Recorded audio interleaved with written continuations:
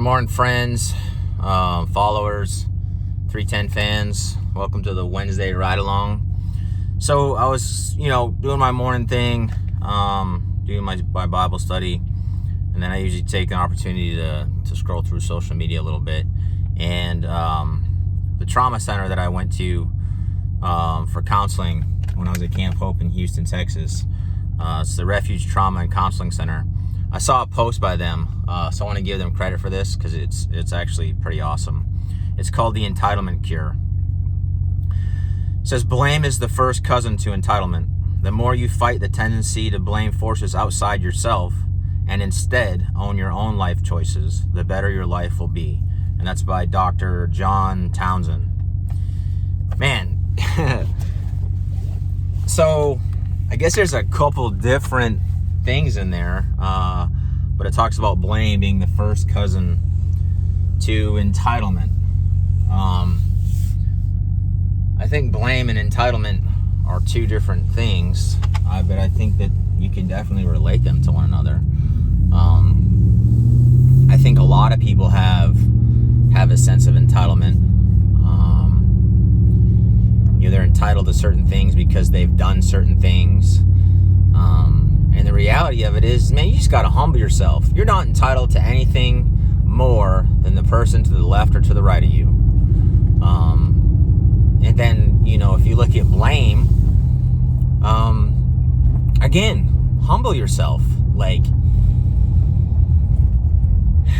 if something goes wrong and it involves someone other than just you, then people have the tendency to blame the other person or have part ownership in it and put the majority of the blame on somebody else just because it makes them feel better, or like, I would have done this different, instead of just figuring out what caused the problem, why it happened, and what we can do to prevent it from happening again, and then move forward.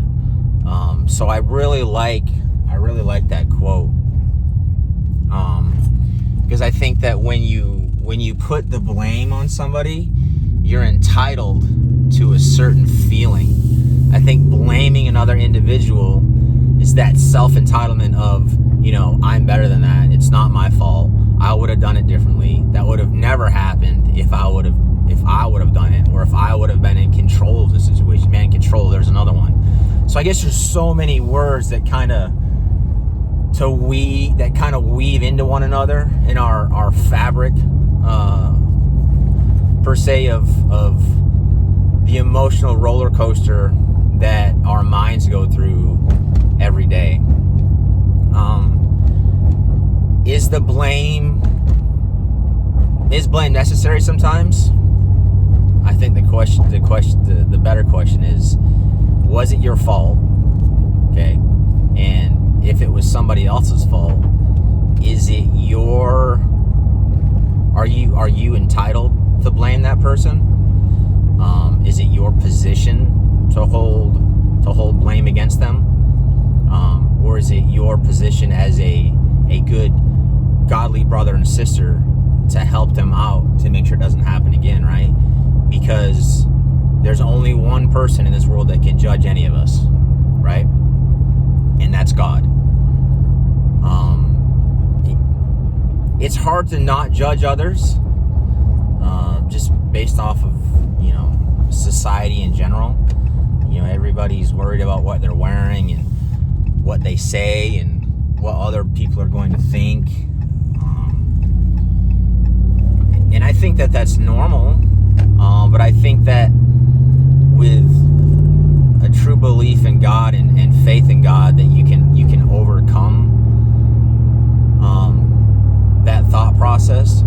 But I also think that comes with time, maturity, and life experience. You always have this need, at least for myself, to be a people pleaser and to want to do, be the best at work and be the best at this, and because you want that recognition. When in reality, it's not really that important, and it's hard to overcome. But yeah, so hey, I just read that this morning, and I humble myself every day. I definitely have my faults as a person, as a Christ follower, but I ask for forgiveness. I ask for direction. I ask to be the best hands and feet of Jesus that I can, and I truly feel that I do my best every day, and sometimes the best isn't good enough for others, and that just gives me a reason to strive to do better the next day, right? Because the past is the past. Tomorrow is tomorrow. All we have is today. So just do the best that you can today. Put the rest in God's hands, and just let the cards play as they may. So yeah, happy Wednesday, everybody. It's hump day. I challenge you all to make God your priority every morning. Wake up humbly and in thanksgiving. Thank Him for everything that He's put in your life. Pray for the things that you